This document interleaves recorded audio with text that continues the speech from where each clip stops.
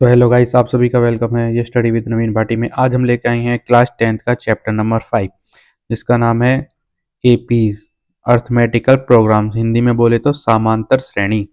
आइए हम लेके चले पहले वाले पे। In which of the following situation does the list of number in world make an arithmetical programs and why. मतलब कि हमको इसमें सवाल दिए हुए हैं और हमसे पूछे कि ये समांतर श्रेणी है तो क्यों। जैसे कि हमको इसमें पहला सवाल दिया हुआ है, पहला दिया है हमको, चलो लिख लेते हैं। द टैक्सी फायर, यानी कि हमने एक टैक्सी हायर की और उसका किराया दिया है हमको after each kilometre when the fair is 15 rupees for first kilometre. पहले किलोमीटर के लिए उसका प्राइस है 15 रुपये पर किलोमीटर एंड 8 रुपये फॉर ईच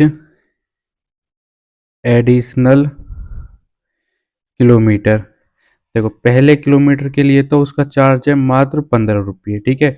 और अगर सेकंड किलोमीटर 2 किलोमीटर हो जाती हैं तो सेकंड के लिए उसमें 15 रुपये एक्स्ट्रा चार्ज हो जाता है, तो 15 + 8। अगर थर्ड किलोमीटर हो जाएगा तो 15 8 होते हैं हमारे 23। अगर थर्ड किलोमीटर हो जाएगा तो उसमें 8 रुपये और चार्ज हो जाएंगे, मतलब कि पर किलोमीटर पे 8 रुपये उसमें ऐड होते रहेंगे, तो 23 + 8। अगर फोर्थ की बात आती है तो ये कितना हो गया 31। 31 + 8 तो हो गया हमारा 39। देखो, अब फर्स्ट किलोमीटर के लिए तो उसने 15 रुपये लिए, 2 किलोमीटर के लिए 23, 3 किलोमीटर के लिए 31, 4 किलोमीटर के लिए उसने हमसे 39 रुपये, ठीक है। तो अब समांतर श्रेणी जैसा कि नाम से ही सिद्ध होता है, सीधा सीधा समांतर यानी कि समान अंतर। श्रेणी यानी कि जो भी श्रेणी में हुए है उसके बीच समान अंतर होना चाहिए। जैसे कि हम सेकंड में से फर्स्ट को माइनस करेंगे तो 8 आएगा, थर्ड में से सेकंड को माइनस करेंगे तो भी 8 आएगा, और थर्ड फोर्थ में से थर्ड को माइनस करेंगे तो भी 8 आएगा। तो यहाँ पे भी 8, यहाँ पे भी 8, यहाँ पे भी 8। अतः हम लिख सकते हैं कि समांतर, समान अंतर है कि सभी के बीच में समांतर 8 है। इसी को इंग्लिश में बोले तो इसी को बोलते हैं डिफरेंस। DEFRENCE, difference. तो डिफरेंस कितना 8। तो इसीलिए हम कह देंगे कि इन श्रेणी के सभी पदों के मध्य समांतर या डिफरेंस 8 है। और समांतर श्रेणी भी यही कहती है कि श्रेणी के बीच में अंतर समान होना चाहिए। तो समान अंतर है, सबके बीच में 8 8 का अंतर आ रहा है, तो हम कह देंगे कि यह एक समांतर श्रेणी है, ठीक है। तो ये सारे सवाल ऐसे ही। दोस्तों अब हम चलते हैं अपने क्वेश्चन नंबर सेकंड पर। क्वेश्चन नंबर सेकंड हमसे क्या कह रहा है, राइट फर्स्ट फॉर्म टर्म। एक एपी की 4 टर्म ज्ञात कीजिए। Of the APs when the first term A, पहली टर्म को हम ए बोलेंगे और कॉमन टर्म है डी। कॉमन टर्म यानी कि कॉमन डिफरेंस जो होता है उनके बीच, उसको हम डी बोलते हैं। तो आर गिवन एज फॉलो, हमको दिया है A is equal to 10, D is equal to 10। तो हमको किसी भी श्रेणी के 4 पद निकालने हैं। तो हमको किसी भी श्रेणी के 4 पद निकालने के लिए हमको ए माने होता है हमारा पहला पद। हमको उस श्रेणी का पहला पद पता होना चाहिए और एक पता होना चाहिए हमको सर्वांतर। तो हमको पहला पद को हम ए से डिनोट करते हैं, सर्वांतर को डी से। तो ए हमको दिया है 10 और सर्वांतर डी दिया है हमको 10। तो इसके लिए श्रेणी बनाने के लिए बस इसको याद रखो, फिर कोई टेंशन नहीं होगी। पहला पद हमेशा ए होता है, दूसरा पद ए प्लस डी, तीसरा पद ए प्लस 2D, चौथा पद ए प्लस 3D। यानी कि पहला पद तो हमेशा ए ही होता है, दूसरा पद में डी ऐड हो जाता है, तीसरे पद में 2D ऐड हो जाते हैं, चौथे पद में 3D। ऐसी जौन सा पद पूछे उससे एक कम डी करके ऐड कर दो। तो हमसे पूछा है राइट फर्स्ट फोर टर्म की किसी भी श्रेणी के 4 पद निकालिए। तो पहले पद के लिए भी हमने लिख लिया, पहला पद क्या होगा हमारा ए, दूसरा भी ए प्लस डी, तीसरा ए प्लस 2D, चौथा ए प्लस 3D। तो ए का मान हमको दिया है 10, ए डी। तो ए प्लस डी यानी कि 10 + 10, तो 10 + 2 × डी यानी कि 10।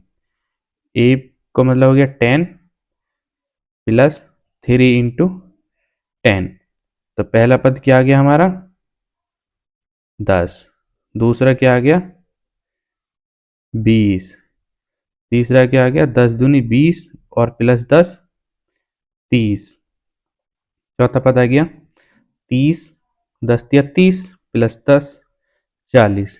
यानी कि जो हमारी पास श्रेणी है उसके हमको प्रथम चार पद निकालने थे। पहला पद आया 10, दूसरा 20, तीसरा 30, चौथा 40। यही हमसे पूछा है कि एपी के फर्स्ट 4 टर्म फाइंड करो, वो हमने निकाल दी।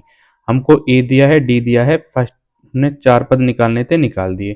चलो अब हम चलते हैं सेकंड के सेकंड सवाल पर, जो कि हमको दिया है a is equal to -2, D is equal to 0। जैसा कि हाँ, इसमें भी हमको चार पद निकालने हैं। तो पहला पद होता है a और दूसरा पद होता है a प्लस डी, तीसरा पद होता है a प्लस 2d, चौथा पद होता है a प्लस 3d।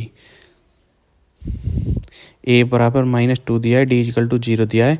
तो a हमारा हमेशा वही होता है जो हमको पहला पद दिया होता है। तो पहली टर्न a, दूसरी टर्न a प्लस डी, तीसरी टर्न a प्लस 2d और चौथी टर्न a प्लस 3d। अब हमको दिया a इक्वल टू -2, a का मान रखा, d का मान 0, a का मान रखा 2 का 2 फॉर्मूले से d 0। यहाँ भी so a equal to -2, d 0, minus का 2 -2 में प्लस 0 -2, 2 की मल्टीप्लाई 0 में 0 तो -2 हो गया। और थर्ड में भी 0 होने के बाद 3 की मल्टीप्लाई 0 में 0 तो माइनस का 2 आ गया।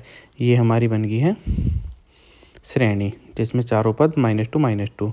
अब चलते सवाल नंबर थर्ड पर, जो कि हमको दिया है a इज इक्वल टू 4 और d is equal to -3। Same उसी की तरह हमको भी इसमें चार पद बताने हैं। तो पहला पद क्या होता है, चलो लिख लेते हैं। पहला पद a, दूसरा पद a प्लस डी, तीसरा पद a प्लस 2d, चौथा पद a प्लस 3d। ये आपको बस मेरे साथ बोलते रहना है, आपको आसानी से याद हो जाएंगे। तो a का मान हमको 4 दिया है, a का मान 4, d का मान -3, a का मान 4 प्लस 2 इंटू -3 और यहाँ पे भी 4 प्लस 3 इंटू -3। अब ये पहला पद तो 4 हो गया, दूसरा पद हो गया 4 में से -3 किया तो -1 और यहाँ पे 4 प्लस 3 दूनी 6 माइनस का 6, 4 -6। यहाँ पे हो गया 4 का 4 हो गया पहला पद, ये प्लस का हो गया था। ये 4 में से -6 किया तो -2 और यहाँ पे 3 2 जा 6 तो माइनस का 6, 4 में से 6 गया -2 क्योंकि माइनस की वैल्यू ज़्यादा तो इसलिए माइनस का 2 आ गया। 4 -9 तो यहाँ पे माइनस की वैल्यू ज़्यादा है तो -5 हो गया।